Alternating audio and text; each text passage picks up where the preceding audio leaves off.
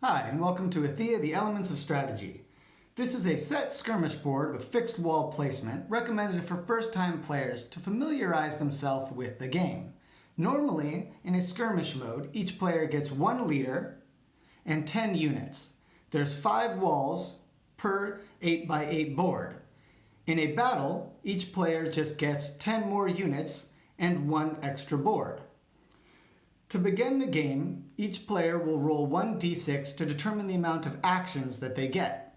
Actions are moving one of their units or attempting to capture another opposing unit. The object of the game is to capture the leader of the opponent's army. There is no difference between the leaders and the units except for that the leaders win on ties. So how do we play? Well, in order to capture a unit, one of yours must be within 4 squares along a straight line of an enemy unit. This can be done diagonally, straight, left, or right, as long as all 4 squares are connected along a straight line. So for example, these 2 players would not be able to attack each other. However, this player and this player both can attack each other. If a unit is directly behind a wall, they are protected from all attacks from the opposite side of the wall, regardless of their distance from the wall. If they are directly behind it, the unit behind the wall is protected from all attacks diagonally from the opposite side of the wall. However, these units are not protected. So for example, this unit can attack this unit and this unit, but neither of them can attack this unit. However, if this unit was here, both of these can attack each other, for they are not behind the wall. At the beginning of the player's turn, when they roll their d6 for actions, that is how many things they can do. An action, as we said, is moving or attempting to capture. Since none of these units are within 4 squares on a straight line to begin, we must move a unit. So to move, we'll select the unit and then roll to see up to how many squares they can potentially move. Units cannot move diagonally or through a square that already has a unit. So for example, if I wanted to move this unit, I would say, for my first out of 4 actions, I will move them. They can move up to 6. I would probably go 1, 2, 3, 4. Now for my second out of 4 actions, I will attempt to attack this character. If you are any more than 1 away from an opponent, you are doing a ranged attack. If you are adjacent to the opponent, you are doing a close quarters attack.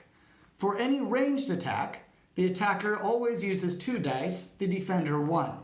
You do not add the dice together, you just take the highest number.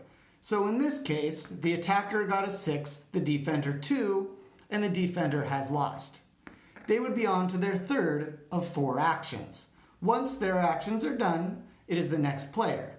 You can use any amount of characters and any amount of actions, and if you forget your actions, it's most likely the next player's turn, for they will probably not remind you how many you have left.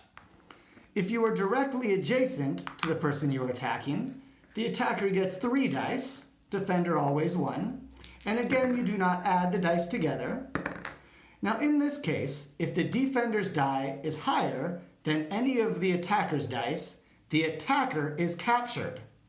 So there's a bit of a danger in attacking at close range. Although you do have a better chance of getting a higher number, you do risk being captured. Once the leader has been captured, the game is over. If a leader attacks an opponent's leader, the attacking leader always wins on the tie. Normally when you play the game, the board starts clear. One player will set the walls, and the next player will decide what side of the board to begin on. This way the game is different every time you play. Fixed wall placement is just a way to get a quick game set up so that nobody has a true advantage over another person. The rules with walls are that all squares must be accessible by 2 other squares. So for example, that is not legal, for only 1 square is accessible. However, in here, I can access it by 1 or 2, and that is legal. It's also important to note that diagonal attacks can occur through walls, as long as the unit is not directly behind, because it would act as if that one is not there.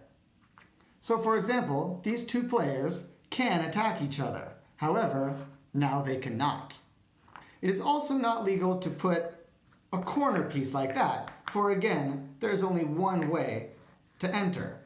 Otherwise, any combination of walls you see fit, or if you even want to use no walls, that is also totally fine. And then a battle mode, like we said, is just two boards with double the amount of walls and double the amount of units. I hope you enjoy this game. I know I have, and many other people also do. Have a lovely day.